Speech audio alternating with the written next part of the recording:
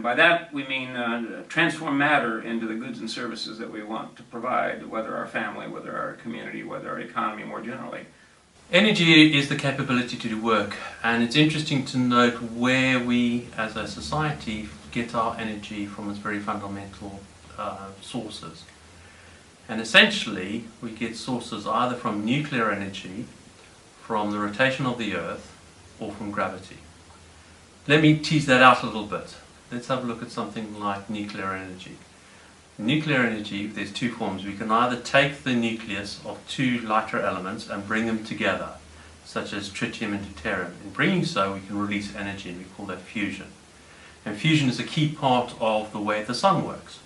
So that energy that comes into the world gets transformed in numerous ways. So for instance, it heats up the oceans, creates evaporation. That evaporation comes down and in the mountains, and that turns into hydroelectricity. So we can see as hydro is actually a form of nuclear energy. But what it also does is it enables the growth of living systems. So we create our biosphere is intimately dependent on that energy source. And hence bioenergy is essentially a form of nuclear energy. If we go back in time, that bioenergy has been compressed in the earth and over time has been fossilized, producing fossil fuels. So the next time you see some fossil fuel, think of that as bottled sunlight. The tragedy that we have is that in a few short centuries we have consumed millions and millions of years of light energy coming from the sun. So that's been one of the real tragedies around that.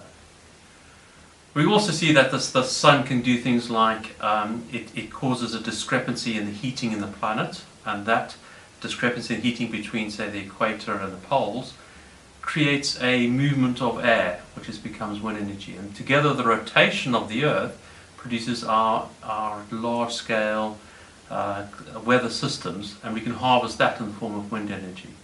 We can also see, for instance, that also goes into production of wave energy, which we can harness.